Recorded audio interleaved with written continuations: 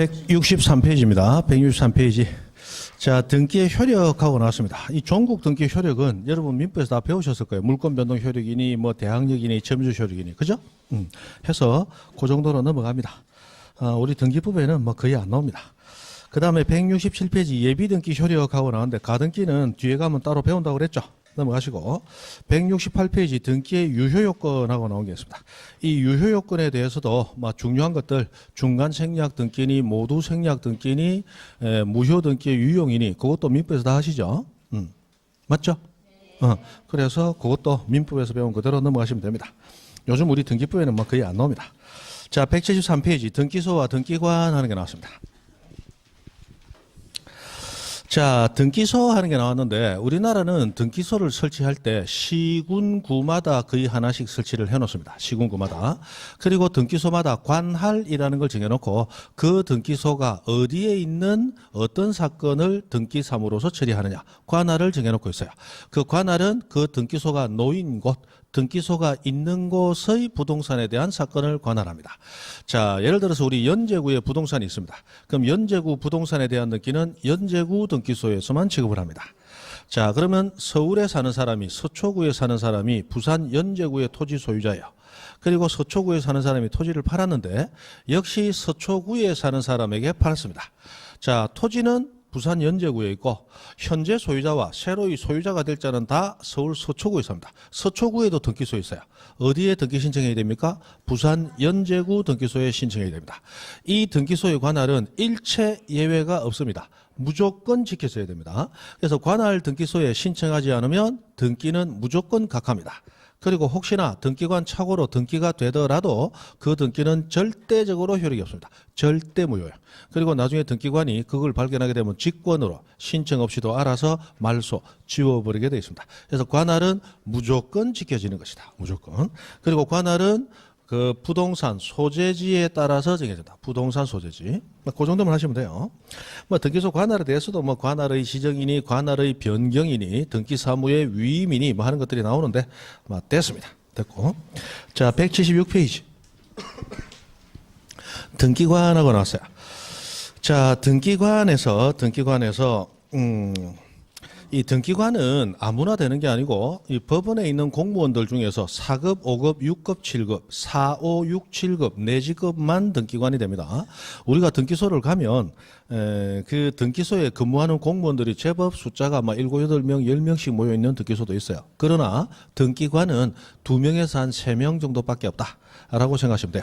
바로 창구 쪽에 앉아있는 분들은 거의 등기관이 아니고 저 뒤쪽에 뭔가 좀 방구 좀 낄 것 같다 하는 분들, 그분들이 이제 등기관이에요.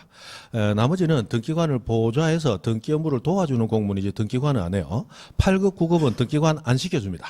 아직 법원직에서 나름대로 경력이 쌓이기 전이라면 부동산 수억, 수십억짜리 부동산에 대한 사건 처리 안 맡겨요. 그래서 최소 7급 이상. 나름대로 법원에서 잔뼈가 굵고 실무 경력이 있는 사람만이 등기관 될 수 있어요.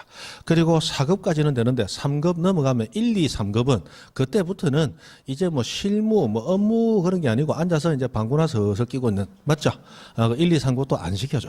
그래서 중견 간부들만 등기관을 시켜줍니다. 그렇게 하시고. 그 다음 177페이지 등기관의 업무 처리하는 게 나왔어요. 업무 처리. 요것도 안 나온 지는 오래됐는데, 작년에 나온 문제를 보니까, 어쩌다 한 번씩 나올 가능성도 배제할 수는 없다. 요것만 한번 보죠.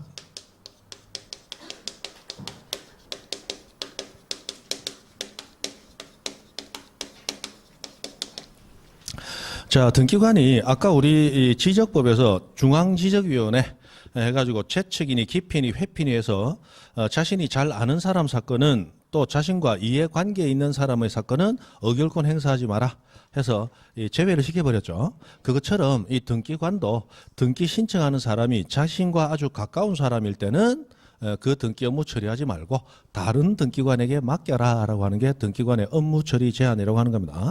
그러면 자, 등기관이 업무 처리하는데 신청하는 사람이 신청인이 자, 다른 사람 아니고 자기가 신청하고 자기가 등기 사건 처리한다. 이러면 뭔가 부정의 소지가 있다. 안 된다. 또는 요즘 핵가족 해가지고 혼자 사는 사람들이 많지만 그래도 아직 사촌까지는 가깝죠. 그래서 사촌 이내의 친족 이거나 이었던 자, 예전에 이렇게 표현했어요. 이거나 이었던 자, 요 사람이 신청일 때는 못합니다. 그래서 사촌 형님, 아이고 뭐 외사촌 형님, 뭐 친사촌 형님 어쩐 일입니까? 내가 등기 신청하러 왔는데 그러면 그 등기관 맡으면 된다 안 된다? 안 돼. 다른 등기관한테 넘겨야 된다. 그런데 자 이거나가 아니고 이었던 자, 옛날에 사촌이었지만 지금은 사촌이 아니다. 자 결혼을 하면 배우자 간에는 무촌이죠. 무촌. 그거는 촌수가 없다가 아니고 너무 촌수가 가까운 거 촌수를 안 매기는 거예요. 그래서 배우자도 안 됩니다. 배우자도 안 돼. 그럼 배우자였던 자도 된다 안 된다? 안 된단 말이야. 자, 등기관이 두 사람이 있었는데, 자, 누가 들어오더라. 여보 하고 일났다. 신청했다. 그 사람 다루면 된다, 안 된다? 안 된단 말이야. 근데 벌떡 일어나면서 뭐라 한다? 작년까지 여보 하고 일났더라. 작년까지 여보. 자, 그 사람 사건도 맡으면 된다, 안 된다? 안 된다, 안 된다. 그게 이었던 자도 안 된다. 이었던 자도 안 된다. 맞죠? 그런 얘기예요. 자, 그래서 자기하고 사촌, 사자, 사촌이네 친족, 자기. 안 됩니다. 자, 그런데 예외가 안 해서 예외가 하나 있는데, 자, 참여조서라는 걸 작성하면, 그러면 그 신청인의 사건을 그 등기관이 처리해도 괜찮다라고 하는 예외가 있더라. 자, 이 참여조서는 어떻게 작성하느냐? 첫 번째, 그 등기소에서, 두 번째, 소유권 등기를 해놓은, 세 번째, 성년자 2인 이상이 참여하고 그리고 플러스 그 사건 처리하는 그 등기관이 기명날인 또는 서명한 서류를 꾸미면 그러면 그 등기관이 그 업무 처리할 수 있습니다. 자, 여기서 이 성년자 2인 이상이 참여를 했다고 해서 참여조서라고 부른다. 참여조서. 자, 그러면 뭔가 팔이 안으로 굽을 수 있는 사람의 신청 사건을 그 등기관이 처리를 하는데, 그러나 팔이 안으로 안 굽고 정확히 공정하게 중립적으로 업무 처리합니다라는 걸 감시하고 보증하는 역할. 그 사람이 두 사람 이상 들어온다는 거야. 그 두 사람은 자 멀리 있는 사람 된다 안 된다? 안 된다. 그 등기소에서. 그리고 보증 역할을 같이 하기 때문에 뭔가 재산 상황에 있어서 조금 여유가 있어야 된다. 그래서 무선 등기해놓은 소유권 등기해놓은. 그러면 부동산 소유자여야 된다는 얘기죠. 그 정도 재산 상황은 있고, 그리고 미성년자 안 됩니다. 판단 능력 떨어집니다. 그래서 성년자 2인 이상이 참여해서 그 등기관하고 기명날인 또는 서명한 조서 요거 꾸미면 요 사람 사건도 처리가 가능하다라고 하는 거야. 자, 여기서 사실은 이거 뭐 때문에 보느냐, 기명과 서명의 차이점 보려고 하는 거예요. 자, 기명 날인 했습니다. 날인은 도장을 앞날 찍었다 날인이다, 그죠? 도장 찍었다. 근데 앞에 기명이라고 나왔고 밑에는 서명이라고 나왔어요. 기명과 서명은 이름을 적는다라는 점에서 동일하죠. 그러나 차이가 있는데, 기명은 이름만 적히면 됩니다. 방법은 상관없어요. 내가 적던 제3자가 적어줬던, 심지어 고무로 된 명판을 가지고 다니면서 잉크를 찍어서 찍어놓던 이름만 적히면 기명이 돼요. 그러나 서명은 앞에 자필이 숨어 있습니다. 본인 필적으로 직접 적어야 그게 서명이 됩니다. 서명.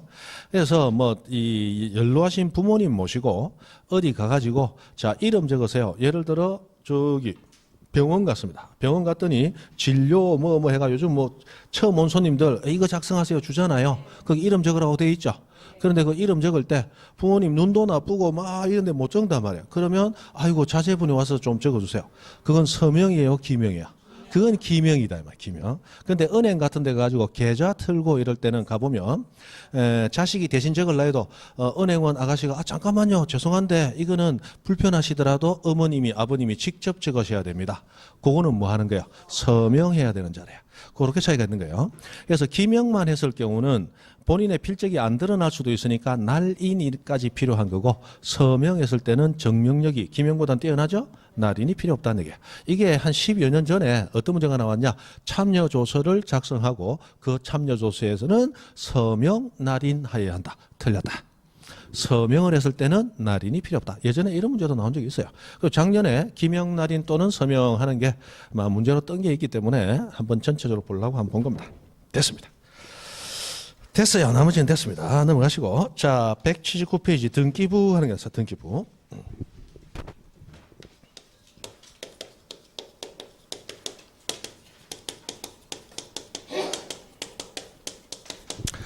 자, 등기부를 일단 두 개로 나눕니다. 우리 179페이지 밑에 도표를 보시면 협의의 등기부, 광의의 등기부하고 나왔죠. 자, 협의는 정의로운 마음이고 광의는 미친 마음이에요? 아니죠. 자, 협의는 이 좁을 협자를 써서 좁은 의미고, 우리 협곡하면 계곡 중에 굉장히 좁은 계곡을 협곡이라고 그러잖아요. 좁은 의미고, 광의는 넓을 광자를 써서 광이 넓은 의미입니다. 그죠? 자, 그래서 협의의 등기부는 두 가지밖에 없어요. 토지 등기부하고 건물 등기부. 그런데 원래는 등기부에 기재가 되는 게 맞을 건데, 그런데 등기부에 기재하지 않고 별도로 내용을 적어서 보관하는 장부가 기본적으로 네 가지가 있더라. 자, 해서 신탁원부라는 게 있고, 그 다음에 공동담보 목록 또는 공동전세 목록이라고 하는 게 있어요. 그리고 도면, 그리고 매매 목록이라는 게 있습니다. 매매 목록. 이 네 가지는 등기부 그 자체는 아니지만 등기부의 일부로 보는 장부들이에요. 그래서 넓은 의미의 등기부다 이렇게 얘기합니다. 그래서 요거는 앞에 대가리 따서 신공도매하고 들었다 했어요. 신공도매, 신공도매, 신공도매, 신공도매, 신공도매. 자, 그래서 신탁원부, 공동담보목록, 도면, 매매 목록 이런 것들은 대부분 보면 원래 등기부에 같이 적혀야 될 것이 원칙적인 것들이에요. 그러나 등기부는 권리를 공시하면서 직관적으로 딱 보면 중요 내용만 볼 수 있도록 해야지 너무 자세하게 한다고 내용이 너무 많아지면 오히려 권리관계 파악에 헷갈리더라. 그래서 내용이 많은 것은 별도로 적어서 보관하는 거예요. 실제로는 등기부에 적었으면 더 좋았을 것들인데, 그래서 별도로 보관되지만 등기부 일부로 보는 장부, 광의의 넓은 의미로는 등기부다 이런 얘기를 하는 거예요. 신공도매. 뭐 신탁원부는 신탁 가서 잠깐 들으실 테고, 공동담보목록인데 우리 저당권 설정할 때 이 저당 대상 부동산이 5개 이상이 되면, 그러면 이 저당 부동산을 등기부에 다 기재를 해주도록 돼 있어요. 그런데 5개 이상 되면 너무 많아지니까 등기부 지저분하죠. 그래서 이 저당 목적 부동산에 대한 목록을 따로 보관하는 거예요. 이 원래 등기부 적혀야 되는 거거든요. 그래서 요거 광의 등기부고, 도면은 우리 도면 첨부하는 경우가 대표적으로 지상지역 전세 임차권 같은 경우에 부동산 일부에만 권리 설정할 수 있죠. 그때 부동산 일부가 어디인지를 도면으로 첨부하는 거야. 그래서 일부라고 했는데 그 일부가 어디냐? 눈으로 볼 수 있도록 해준다. 그렇다면 그게 등기부에 같이 공시되는 게 좋을 텐데 도면은 별도 보관해요. 넓은 의미 등기부예요. 매매 목록은 매매를 하고 부동산에 대한 등기 신청을 하는데, 이 매매 대상 부동산이 한 개가 아니고 여러 개일 때 작성하는 게 매매 목록이라고 하는 거예요. 이것도 같이 매매된 부동산 이거저거 더 있습니다. 이렇게 등기부에 기재할 건데 따로 보관하더라. 그래서 원래 등기부에 기재돼야 되는 게 따로 보관되니까 등기부 자체는 아니지만 등기부의 일부로 보는 장부들이다. 이렇게 되어 있습니다. 자, 깊이 알 필요 없어요. 신공도매만 해오시면 돼. 자, 요거는 나중에 가면 어떤 의미를 가지고 나오느냐. 자, 우리가 등기부 열람이나 등기부 공개, 예전에는 등기부 등초본 발급 신청 했는데 요즘은 용어가 바뀌어서 등기사항 증명서 발급 신청, 이렇게 용어가 바뀝니다. 그러면 그 등기사항 증명서 발급이나 열람을 할 때, 자, 등기부 보여주세요. 그러면 이 등기부에 적혀야 될 게 공동담보 목록으로 별도 보관되더라. 그럼 등기부 보여주세요 하면 이것도 당연히 같이 보여주는 거냐? 아니더라, 이 말이 아니라. 그래서 이 등기부 열람이나 또는 발급 신청을 했을 때 광의의 등기부는 등기부의 일부로 보지만 이것도 같이 발급해 주거나 같이 열람해 주세요라고 표시를 해야만 같이 열람 발급되더라. 그거 가지고 이제 문제가 몇 번 나왔어요. 뭐라고 나왔냐? 자, 등기부 열람이나 발급 신청을 하면 광의의 등기부는 당연히 같이 발급되거나 열람된다. 맞다, 틀렸다. 틀렸다. 막 그거 할 때 필요한 거예요, 신공도매. 그래서 그 정도 하시면 되겠습니다. 됐어요. 나머지는 넘어갑니다. 뭐 구분 건물하고 나오는데 그 나중에 시간 되면 한번 볼 때가 있을 거예요. 182페이지 가보시면 182페이지 거기 전산 등기부하고 현재 등기부의 모양과 막 기본적인 기재 내용이 이렇다라고 소개를 해주고 있습니다.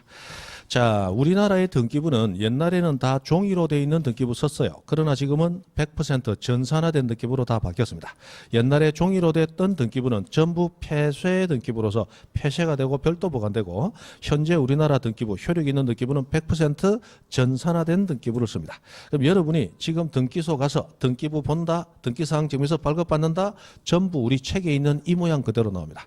그래서 요런 모양이구나. 나중에 여러분 실무에 가면, 합격해서 자격증 따서 실무에 가면 등기부를 보는 법을 당연히 알아야 됩니다. 그러나 시험에 합격하기 위해서는 이거 시험에 안 나온다? 안 나온다. 넘어갑니다. 자, 185페이지. 185페이지. 자, 장구 비치에서 뭐 이런 장구 저런 장구 있다. 뭐 등기부도 몰라서 난리 뻐구통인데 뭐 이런까지 됐습니다. 넘어갑니다. 넘어갑니다. 자, 188페이지가 보면 4번에 장부의 보존기간 안에서 25회 하고 나왔죠. 이게 뭐 근 10년에 한 번씩 나옵니다. 때려치우면 돼. 때려치우면 돼. 자, 5번 장부 폐기. 뭐 있는 장부도 뭔데 뭐 폐기 됐고 189페이지 장부의 관리로 갑니다. 관리. 자, 장부 관리에서 거기 중간에 도표 하나 봅니다. 도표. 자, 구분해서 우리 등기소에는 등기소가 만든 공적인 장부, 그게 등기부와 그 부속 서류라고 바로 중간에 있는 줄에 나오는 거예요. 그런데 우리가 등기를 신청할 때는 등기법은 신청하는 당사자에게 아주 많은 서류들을 요구합니다. 등기 신청서 내고 그다음에 이런 법률행위 했다는 거, 등기하게 된 원인으로서의 계약 등을 증명하라. 등기 원인 증서라는 이름으로 계약서. 그리고 등기 필정 인감 증명 내고 주소 증명 서면 주민등록번호 증명 서면 내고 토지 대장 건축물 대장 같은 거 내고 많은 것들을 내야 돼요. 자, 이렇게 당사자가 제출한 서면, 그게 뭐예요? 두 번째 있는, 세 번째 있는 신청서, 그 밖에 부속 서류라고 부르는 겁니다. 자, 그러면 등기부와 그 부속 서류는 등기소에서 만들어서 공개되는 장부이고 공시되는 장부이고, 신청서와 그 부속 서류는 당사자가 사적으로 제출한 서면들이다. 그죠? 자, 이런 서면들은 보관 방법에 있어서 차이가 있더라라는 거야. 보관 방법에 있어서. 우선 기본적으로 이 서류들은, 등기소에서 보관되는 이 서류들은 원칙적으로 보관 장소 밖으로 반출, 빼내지 못한다. 그게 원칙입니다. 다만 예외적으로 반출할 수 있는 경우가 있는데, 자, 등기소가 만든 서류하고 당사자가 낸 서류는 반출할 수 있는 예외의 차이가 있더라라는 거야. 그럼 등기부와 그 부속 서류는 반드시 첫 번째 칸, 두 번째 칸, 전쟁이나 천재지변이 있을 때, 그때는 등기부 자체가 멸실될 가능성이 높죠. 그때는 보관장소 밖으로 빼낼 수 있다. 반출할 수 있다는 거야. 그러나 그때를 제외하고는 밖으로 못 나간다. 그래서 심지어 법원에서 등기부 보내라, 송부하라, 촉탁하거나 법원에 제출하라, 제출 명령을 하더라도 등기부는 보낸다, 안 보낸다? 안 보냅니다. 안 보냅니다. 보냈다가 위변조되면 어떻게 합니까? 나 판사야. 뭐 판사라고 돈 욕심 없는 사람이 있나? 보낸다, 안 보낸다? 안 보내줍니다. 그리고 심지어 검사가 영장을 발부받아 가지고 등기소장 나와 해가지고 이마박에 압수영장 딱 붙이고 등기부 가져와. 준다, 안 준다? 안 줍니다. 안 줍니다. 그만큼 등기부는 엄중하게 보관합니다. 그 자체의 멸실 우려가 있는 전쟁 천재변 말고는 밖으로 못 나갑니다. 그러나 당사자가 제출했던 사적인 서류들은, 요거는 전쟁이 있든 천재지변이 있든 법원에서 보내라 하든 검사가 달라 하든 언제든지 줍니다. 됐습니까? 자, 그러면 두 가지를 일단 구분하시면 돼. 등기부는 전쟁 천재지변 말고는 못 나가. 그러나 신청서 기타 부속 서류는 달라 하면 다 줘. 달라면 다 줘. 또 달라 하면 다 준다 해갖고 내가 달라 해도 주는 것 같다. 안 줘요. 안 주는데 문제에 틀린 것을 내놓고 신청서 기타 부속 서류는 지나가던 사람 달라 해도 준다. 이런 지문 나온다, 안 나온다? 안 나오거든. 검사가, 수사기관이 영장 발부받아 오면 반출이 가능하다. 이런 식으로 나오는 거지. 맞죠? 그러니까 그냥 그대로 외우시면 돼. 등기부는 전쟁 천재지변 아니면 못 나가. 신청서 기타 부속 서류는 달라 하면 다 줘. 뭐 그렇게 해서 일단 외우면 되겠습니다. 그죠? 됐습니다. 넘어갑니다. 자, 180페이지가, 190페이지 가봅니다. 자, 등기사항의 정명과 열람하는 게 나왔어요.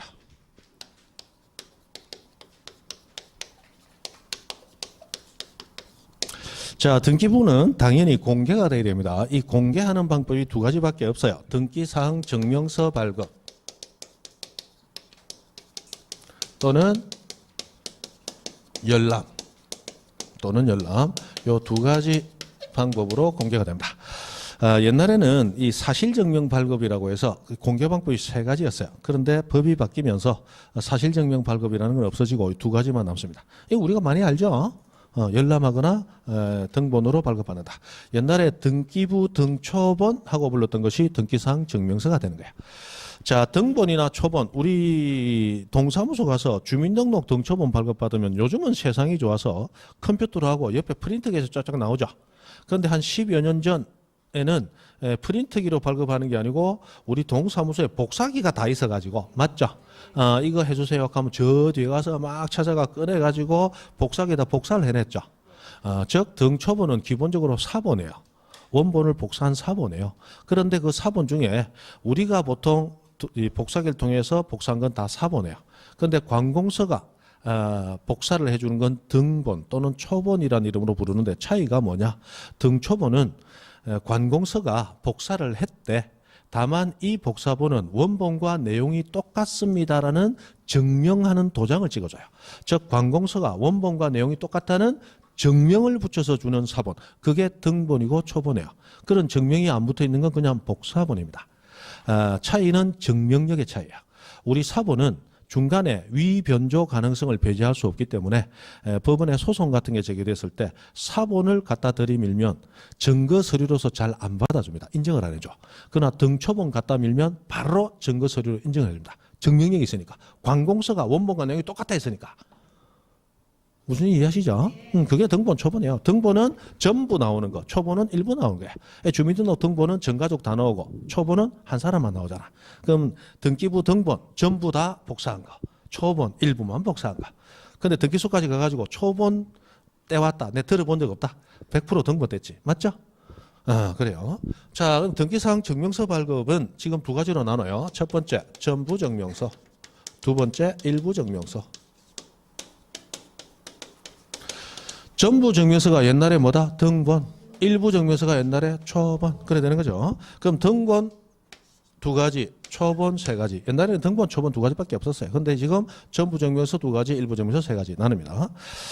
그래서 전부 증명서 보면 말소 사항 포함하는 전부 증명서가 있고, 이름 들으면 무슨 얘기인지 알죠? 현재 유효 사항에 대한 것만 전부 증명서가 있고, 일부 증명서는 현재 소유 현황에 대한 것, 그 다음에 지분 취득 이력에 대한 것, 그 다음에 특정인의 지분에 대한 것, 이렇게 해서 5가지가 있습니다. 5가지. 그래서 이름 듣고 대충 그 개념만 대충 잡으시면 되겠습니다. 자, 됐고. 자, 우리 190페이지 제일 밑에 등기사항 증명서 발급에서 등기사항 증명서 발급 신청은 누가 할 수 있느냐? 누구든지 가능합니다. 누구든지 가능해요. 누구든지 가능합니다. 등기사항 증명서 발급. 그런데 자, 등기부에 대한 등기부 공개 신청은 등기 기록의 공개 신청은 누구나 가능합니다. 누구나 가능해요. 그런데 우리 신청서 기타 부속 서류, 신청서 기타 부속 서류 요거는 조금 차이가 있어요. 자, 등기부는 공개되기 위해서 만든 거예요. 그래서 누구나 열람할 수도 있고 등기사항 증명서 교부할 수도 있습니다. 그런데 신청서 기타 부속 서류는 등기부가 공개하기 위해서 따로 만든 거다. 당사자가 사적으로 제출한 거다. 당사자가 사적으로 제출한 거예요. 그죠? 그래서 요것들은 등기사항 증명서 발급은 아예 이 제도 자체가 없어요. 증명서 발급해주는 제도, 등초본 형태로 발급해주는 제도 자체가 없습니다. 열람만 가능한데 이 열람도 이해관계인만 열람 가능해요. 이해관계인만.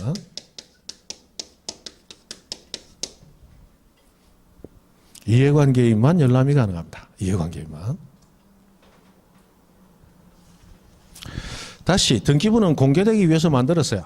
누구든지 열람할 수 있고 누구든지 등기사항 증명서 발급받을 수 있습니다. 그러나 신청서 기타 부속 서류는 개인이 사적으로 만든 거죠. 계약서 같은 사적인 계약 내용이 포함되어 있습니다. 누구나 볼 수 있다 없다? 없다. 없고 이해관계 있는 사람만 볼 수 있는 거예요. 이해관계 있는 사람만. 그리고 증명서 교부제도 자체가 있다 없다? 없다. 이건 사적인 거니까 그렇게 나뉘더라는 거예요. 여기 이제 조금 더 깊이 들어가면 이제 대리인이 대리권을 가지고 공개 요구할 수 있느냐. 자, 등기부는 열람하든 등기사항 증명서 발급도 누구든지 가능하죠. 그런데 여러분 집 등기부 떼보려고 그래요. 그런데 바빠. 그래서 옆집 사람한테 위임장 줘가지고 대리권 소유해서 보냈습니다. 그랬더니 옆집 사람이 등기소 가가지고 자, 제가 위임장 첨부해서 대리인으로 왔습니다. 자, 옆집 주소 가르쳐주고 등기부 등본 발급해 주세요 라고 하면 등기관이 위임장 됐습니다. 안 받아요. 왜? 누구나 열람할 수 있고 누구나 증명서 발급받을 수 있죠. 그럼 대리인이든 아니든 상관없이 누구나 가능하죠. 그러니까 대리권 증명할 필요가 없다는 거야. 무슨 말인지 이해되세요? 그러나 신청서 기타 부속 서류는 이해관계에 있는 사람만 그것도 열람만 가능하죠. 그러면 이해관계에 없는 사람 보내서 열람시키려면 나는 이해관계냐 보고 싶어. 근데 바빠서 못 가. 그럼 옆집 사람에게 위임장 수여해가지고 보냈어요. 그럼 옆집 사람은 옛날에 등기사항 증명서 발급받을 때 위임장 없이 했죠. 위임장 없이 신청서 계약서 보여주세요. 하면 등기관이 위임장 저분의 위임장 필요 없다더만 그건 등기부고 요거는 신청서 부속서류 위임장 이 위임장 내고 대리권 증명을 해야 됩니다. 이해관계에 있는 사람이 본인이고 내가 그 대리권 받아왔다. 증명돼야 되겠죠? 그런 얘기가 거기 동그라미 1번과 동그라미 2번에서 하는 얘기가 바로 그 얘기입니다. 됐습니다. 그리고 동그라미 3번 대리인이 신청서나 그 밖에 부속서류 열람을 신청할 때는 신청서에 거군한 증명하나 쓰면 즉 위임장 첨부가 돼야 됩니다. 그런 얘기 하는 거예요. 됐죠? 그 다음에 4번 이것도 뭐 기본적인 얘기인데 자 현재 우리나라 등기소는 모두 전산화가 완료되어 있습니다. 전산화가 완료되어 있다는 얘기는 전산망으로 전국 등기소가 다 연결되어 있다는 얘기죠. 그렇다면 우리 연제구 등기소에 가서 옛날에는 종이로 된 등기부 시절에는 연제구 부동산에 대한 공개만 가능했어요. 연제구 등기소에서는 연제구 부동산에 대한 정보만 가지고 있으니까 종이로 된 등기부 시절에는 그러나 지금 전산화된 지금 이 시절에는 전산망으로 전국이 연결되어 있죠. 그럼 연제구 것만 볼 수 있다. 전국 것 다 땡겨볼 수 있다. 전국 것 다 땡겨볼 수 있어요. 그래서 지금 관할과 상관없이 등기부 공개, 등기사항 증명서 발급이나 열람 신청은 관할과 상관없이 전국 어느 등기소에서나 전국 어느 곳에 있는 부동산이나 모두 가능하다는 거. 굉장히 편하죠? 굉장히 편합니다. 옛날에는 우리 서울 서초구 땅 하나 사야지. 등기부만 봐야지. 어디 가야 됩니까? 서초구 등기소까지. 그 등기부 종이 한 장 보러 서울까지 왔다 갔다 해야 됐어요. 그러나 지금은 어디 가면 됩니까? 팍 자빠라지면 가장 가까운 등기소 아무 데나 찾아가면 돼. 그죠? 엄청 편한 거예요. 그 얘기를 하고 있다. 그 다음에 동그라미 6번 한번 봅니다. 동그라미 6번. 자, 기억, 신탁원부, 니형, 공동담보. 그 나오는 기니디리가 신공도매. 아까 넓은 의미 등기, 광의 등기부도 내가지. 광의 등기. 신공도매는 그 사항의 정명도 함께 신청하는 뜻의 표시가 있는 경우에만 등기사항 증명서에 이를 포함하여 발급한다. 아까 말씀드렸죠. 당연히 같이 발급된다. 틀렸다. 열람도 그 표시를 해야만 같이 열람이 됩니다. 그 정도 됐죠. 그 다음 동그라미 8번도 지나가면서 한번 봅니다. 자, 등기 신청이 접수된 부동산에 관하여 등기관이 그 등기를 마칠 때까지는 등기사항 증명서 발급하지 못합니다. 자, 등기 신청이 접수되어서 처리 중인 부동산에 대해서는 등기관이 등기 마칠 때까지 등기사항 증명서 발급한다 못한다? 못합니다. 자, 갑하고 을하고 사이에 매매하고 소유권 이전 약정이 되어 있습니다. 자, 현재 등기부에는 소유자가 갑으로 되어 있습니다. 그죠? 자, 그 상황에서 을은 갑에게 돈 다 줬어요. 그리고 갑은 을에게 이전 등기를 해줘야 됩니다. 자, 그러면 이전 등기를 해줄 때 그 등기 절차를 전체적으로 잠깐 한번 보죠. 자, 이전 등기가 이루어지기 위해서 어떤 등기든지 마찬가지예요. 등기가 이루어지기 위해서는 일단 당사자가 신청을 해야 됩니다. 이게 신청주의 원칙이라고 불러요. 그리고 신청할 때는 이 양 당사자가 원칙적으로 함께 신청해야 됩니다. 이 공동신청이라고 부릅니다. 공동신청. 물론 예외적으로 단독 신청이 허용되고 있고 이 단독 신청할 수 있는 예외는 무조건 나중에 외우셔야 됩니다. 자, 그리고 당사자가 등기 신청할 때는 입만 가지고 구두로 하는 신청 허용된다 안 된다? 안 됩니다. 구두 신청은 어떤 경우에도 허용하지 않습니다. 허용하지 않고 자, 등기소에 직접 가서 방문해서 신청하거나 또는 지금 등기소도 전산화가 되어 있기 때문에 인터넷 등기소라는 게 대부분에 의해서 만들어져 있어요. 그래서 우리 컴퓨터를 켜고 인터넷 등기소 접속하면 등기 신청도 인터넷으로 가능합니다. 등기사항 증명서 발급과 열람도 인터넷으로 가능합니다. 인터넷에서 다 할 수 있어요. 등기소까지 갈 필요도 없다 이 말이에요. 자, 그래서 이 전자적으로 등기 신청할 수도 있습니다. 그러나 신청을 하는 경우는 언제나 법이 요구하는 자료를 제공해야 됩니다. 그런데 제공할 때 방문 신청은 등기소에 직접 간다는 얘기죠. 등기소에 직접 갈 때는 반드시 종이로 된 서류로서 등기 신청해야 됩니다. 종이로 된 서면으로 자료를 제공해 줘야 돼. 전자 신청할 때는 전자문서로서 우리 파일화되어 있는, 그죠? 전산화된 자료로서 제공을 해야 됩니다. 어쨌든 입만 가지고 신청은 절대 받아주지 않습니다. 등기법이 요구하는 서류를 서면으로 가지고 오든 전자적으로 구비를 하든 구비를 해야 되는 거예요. 이렇게 이제 신청합니다. 그러면 우리 등기소에서 이 등기를 일단 받아줘요. 이 받아주는 행위를 접수라고 부릅니다. 아이고, 등기 신청도 고생했습니다. 이리 주세요. 자, 주세요 한다고 등기해 준다는 건 안 해요. 이 등기가 법이 요구하는 절차에 맞도록 등기되는지를 등기소는 다 따져봐야 됩니다. 그 다음에 당사자가 진정한 권리자인지도 따져봐야 되겠죠. 이 등기소 주변에는 도둑놈 사기꾼들이 엄청 많습니다. 그것도 그냥 사기꾼이 아니고 인텔리 사기꾼들이에요. 인텔 사기꾼. 이 사기 쳐가지고 우리 돈 5만 원, 2만 원 사기 치려고 지금도 부산역이나 저 시외주선 가보면 저도 한번 옛날 쏘은 적 있어요. 학생 때. 바바리 입고 그늠하게 생긴 중년 남자가 와가지고 아이고 저 학생 되십니까? 예. 내가 지금 부산에 출장 왔다가 서울로 다시 돌아가야 되는데 지갑을 분실해가지고 차비가 없는데 미안하지만 주소 알려주고 하면 내가 서울 가서 붙여드릴 테니까 차비 몇만 원만 빌려주세요. 얼마나 참 답답하겠노. 여기 있습니다. 그리고 전화번호 다시는 연락이 안 옵니다. 그 몇만 원 사기치려고 거짓하고 다니는 인간들 세빌렸단 말이에요. 그죠? 옛날에 부산 진시장에 한번 놀러 갔지. 부산 진시장에 친구하고 옷가게 일하는 때가 있었거든요. 그 가니까 추석 앞두고 갔더니 누가 하나 튀어나오더니 옛날에 그 육교 있었거든. 진시장 앞에. 그 육교 밑에 탁 돌아가는데 왼쪽으로 탁 돌아가는데 곧 튀어나오더니 아이씨 왜요? 나 바빠요. 그랬더니 그 추석날 그 고향 가시면 선물도 가져가셔야죠. 뭔 선물요? 그 원단이 정말 좋은 게 있는데 이 원단이 이게 마에 10만 원이 넘는데 지금 우리 사장이 너무 짠짠한 사람이 돼갖고 휴가비를 안 줘가지고 이해하시죠? 이거라도 처분해서 휴가비 하려고 그럽니다. 마에 10만 원인데 마에 3만 원만 주이소. 보니까 마 세친가 두마 세친가 세마 세친가 하면 한 번 하시겠네. 다 해가지고 3만 원 보세요. 3만 원 없어요. 내 학생이거든. 얼마 있는데요? 12,000원밖에 안 해. 그거나 주이소.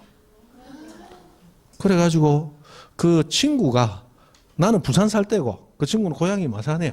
그 고향 갈 때 그럼 그 친구 보고 들고 가라 해야 되겠다 해갖고 친구 주려고 12,000원 주고 샀어요. 가가지고 친구야 이거 니 갈 때 갖고 와라. 니 얼마 주고 샀노? 그거 마 10만 원이라는데 내가 다 합쳐서 12,000원 주고 갔다. 야 이거 마 500원 하는 기다. 그런 옷감도 있더라고. 사기꾼이 셌다 이 말. 사기꾼이 셌다. 맞죠? 이 등기소 주변에도 사기꾼 셌습니다. 특히나 이 등기소에 신입 등기관 업무 초임 등기관 왔다. 그러면 사기꾼들 눈이 벌게 하고 서집니다. 왜? 이 심사를 하고 해야 되는데 깐깐한 심사를 잘 못하겠죠. 실무 경력이 적으니까 이거 서류가 조금 허술해도 요 등기관 같으면 속여 먹을 수도 있을 가능성이 있단 말이에요. 그래가지고 막 눈벌게가 설정 많아. 옛날에 등기부 종이로 된 등기부 시절에 등기부 열람 과정에서 옛날에는 등기부 원본을 보여줬거든요. 열람 과정에서 위 변조가 성행하였다 이렇게 돼 있어요. 그래서 이 등기소는 접수만 받는다고 등기해 주는 게 아니고 접수받고 난 다음 반드시 심사 과정을 거치게 되어 있습니다. 그죠? 심사 과정을 거쳐서 등기부에 기재를 해 주거나 또는 잘못된 것은 거부를 하는데 거부하는 처분을 각하라고 부릅니다. 그리고 등기부에 기재를 할 때 이렇게 소유권 갑, 소유권 이전을 하고 했지만 성명, 주소, 주민등록번호가 등기되는 게 아니에요. 자, 접수될 때 이 접수는 매년 해마다 등기 신청한 순서에 따라서 접수번호라는 걸 부여를 합니다. 접수번호. 이 접수번호는 굉장히 중요한 번호가 돼요. 왜? 자, 등기관이 접수를 먼저 받은 게 있고 나중에 받은 게 있는데 먼저 받은 것은 내하고 모르는 사람이고 나중에 접수받은 건 내하고 친한 사람이더라. 그럼 나중에 접수받은 거 먼저 등기해주면 먼저 접수한 사람이 순위가 떨어지게 되고 나중에 접수한 사람이 순위가 앞서게 되죠. 불공평하잖아요. 그래서 우리 등기법은 등기관은 접수한 순서에 따라 등기사무를 처리해야 된다. 이 규정을 딱 두고 있어요. 그래서 먼저 등기되기 위해서는 반드시 먼저 신청되고 먼저 접수가 돼야 된다. 맞죠? 그럼 접수번호는 결과적으로 등기부에 등기되는 권리의 순위를 결정하는 가장 핵심 번호가 되는 게 접수번호예요. 맞죠? 그래서 등기부에는 이 접수할 때 몇 년, 몇 월, 며칠 접수되느냐 날짜하고 접수번호 기재가 됩니다. 그 다음에 이 등기 원인, 자, 소유권 이전은 공짜로 받았다 증여받았을 수도 있고 돈 주고 샀다 매매일 수도 있고 내 시골에 땅하고 맞바꿨다 교환일 수도 있죠. 그때 보통 많이 있는 게 매매겠죠. 그럼 원인이 매매면 매매라고 적고 매매한 날짜가 언제냐도 기재가 됩니다. 기재가 돼요. 다 기재돼요. 그 다음에 매매로 인했을 때는 우리 실거래가 신고하고 등기하도록 돼 있어요. 그래서 실거래가 예를 들어 뭐 4억 2천만 원이다 이렇게 등기가 다 됩니다. 그러면 이 내용이 다 기재되고 나면 여기서 등기가 끝났다라고 등기를 마치는 완료하는 행위를 해야 돼요. 이 등기를 완료하는 행위가 옛날에는 등기관이 도장을 찍었어요. 그런데 지금은 종이로 된 등기부 쓴다 안 쓴다? 안 쓰잖아. 도장 찍을 수가 없죠. 그래서 지금은 식별부호 기록이라는 거로 바뀌게 돼요. 식별부호 기록. 자, 옛날에는 등기관으로 발령을 받으면 도장을 만들어서 법원에 등록을 합니다. 내 앞으로 이 도장 씁니다. 그리고 여기 마지막에 도장을 이렇게 찍어요. 그럼 이 도장은 여기서 등기가 끝났다. 만약에 이 밑에 뭔가 내용이 기재된다면 그것은 위조 변조되는 거니까 내가 한 거 아니다. 완료 시점이면서 동시에 이 등기에 혹시 잘못된 게 있어 책임져야 된다면 내가 처리했으므로 내가 책임지는 겁니다. 책임 소재도 밝히는 거야. 이 날인이라는 게 있었어. 그러나 지금은 이 종이로 된 등기부 안 쓰니까 날인 못하겠죠. 그래서 거꾸로 요즘은 등기관으로 발령을 받으면 법원에서 너는 앞으로 이 부호를 네 부호로 써라라고 등기관을 식별할 수 있는 부호를 별도로 부여를 받아요. 그래가지고 이따가 등기 사건 끝나고 나면 그러면 클릭하면 식별부호 기록하시겠습니까? 기록해라 하면 자동적으로 기록이 되는 거예요. 되죠? 그럼 옛날에 종이로 된 등기부 시절에는 사기꾼들이 어떻게 했느냐. 미리 등기소 와서 이렇게 보고 요 도장을 그대로 알고 갔다가 도장을 위조를 해요. 위조를 해가지고 자 등기부를 열람합니다 하면 예전에는 전산화가 안 돼 있으니까 원본 보여줄 거 아니에요. 원본 보여주면 등기부 보는 척하고 등기관을 까자비 눈으로 본단 말이에요. 보다가 등기관이 내 안 본다 하면 빨리 꺼내서 소유권 이전 내 해놓고 도장 팍 찍어놓고 달라붙단 말이에요. 그래놓고 등기사항 증명서 발급받아서 내가 소유자인데 이러고 사기를 쳤단 말이에요. 이 위변조가 성행했단 말이에요. 그런데 지금은 이렇게 도장 못 찍죠? 이렇게 식별부호를 기록하는데 식별부호를 알면 요즘은 전산화가 되기 때문에 이 컴퓨터 기술 좋은 애들은 등기소 갈 필요 없어. 외부에서 해킹으로 막 휘저어버리거든. 그래서 식별부호는 원본에는 찍혀 있지만 우리 개인에게 공개는 안 합니다. 옛날에는 열람하면 등기부 도장 보였단 말이에요. 그러나 지금 식별부호는 우리한테 보여준다 안 보여준다? 안 보여줘요. 등기사항 증명서에도 안 찍혀 나오고 열람에도 안 보여줍니다. 등기소에만 아는 거야. 어쨌든 식별부호가 기록돼야 등기가 완료가 됩니다. 그러면 우리 민법 186조에서 법률 행위로 인한 부동산 권리 변동은 뭐 해야 효력이 있다? 등기하여야 효력이 있다. 이 등기하여야라는 말은 등기가 끝나는 것까지 얘기하는 거야. 이 등기가 끝나야 효력이 있는 거야. 그러면 자 이렇게 기재가 다 됐는데 식별부호 기록이 안 됐다. 그럼 등기 끝났다 안 끝났다? 안 끝났다. 어른 소유권 취득이 안 되는 거예요. 되죠?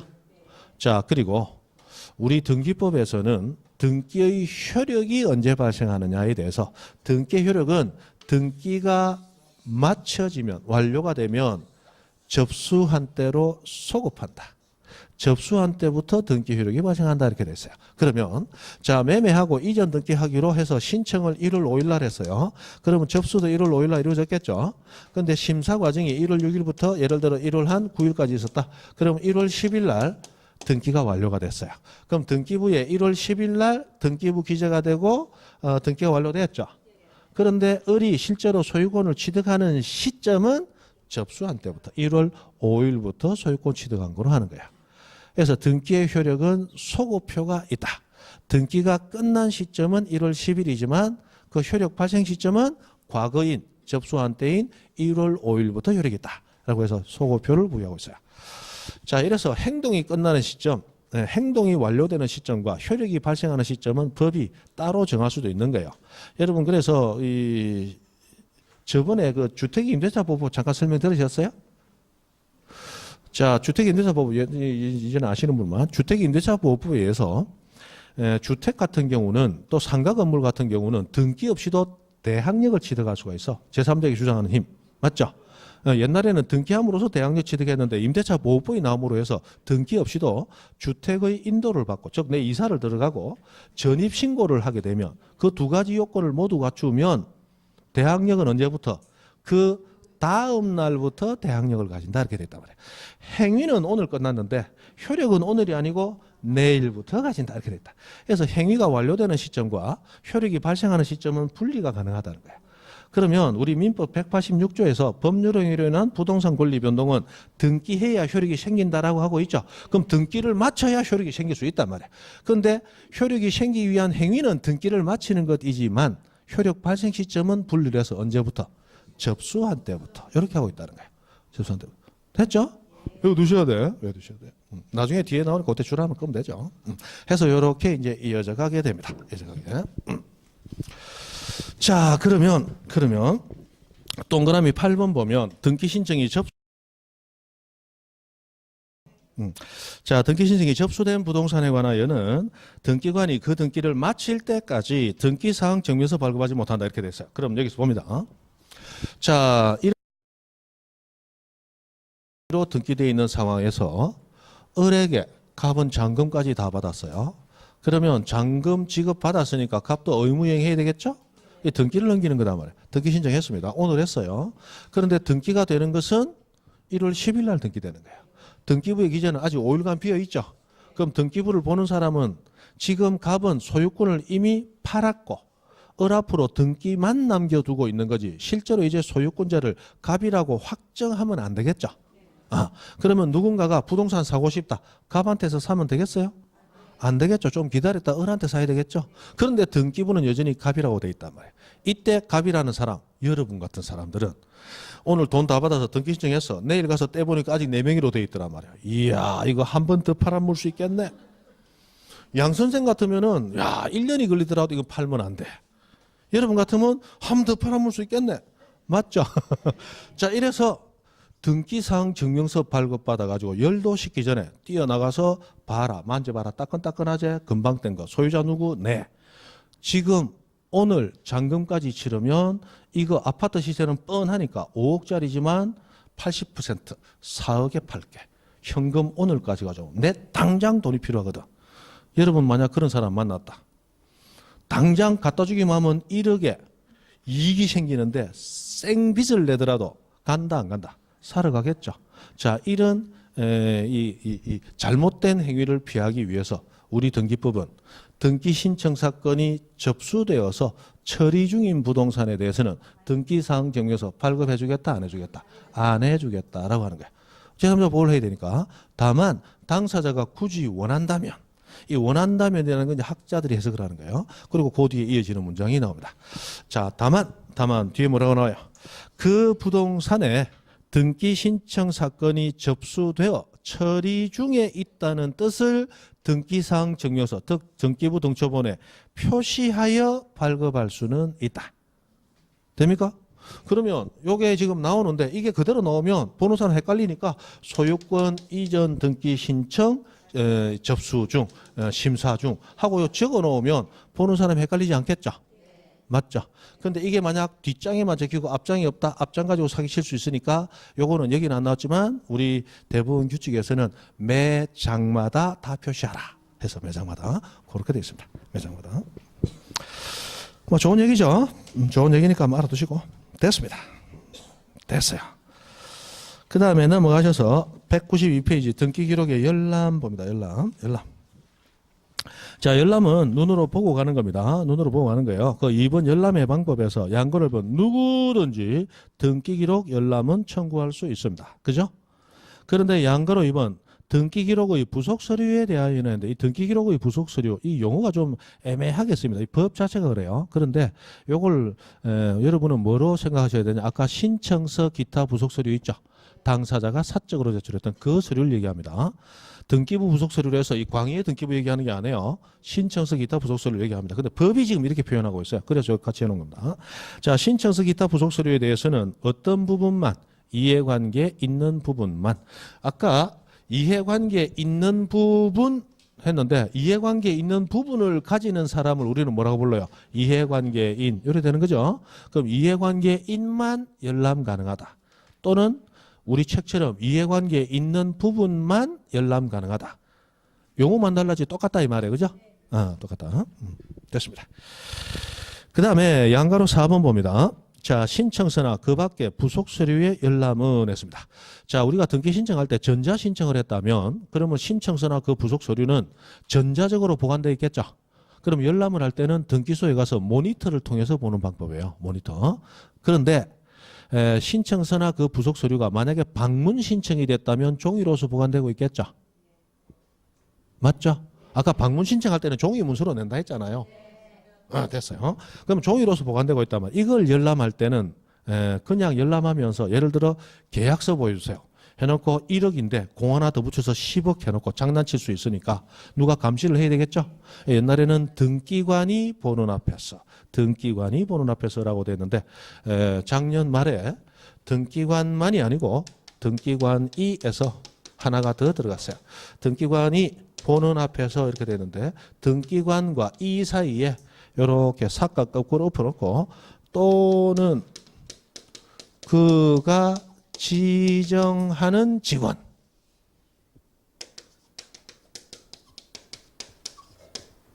이렇게 놓습니다. 등기관 또는 그가 지정하는 직원이 보는 앞에서. 자, 우리 등기소 가면 등기관 많다 몇 명 안 된다. 몇 명 안 돼. 굉장히 바빠요. 등기관은 엄청나게 바쁜 사람이야.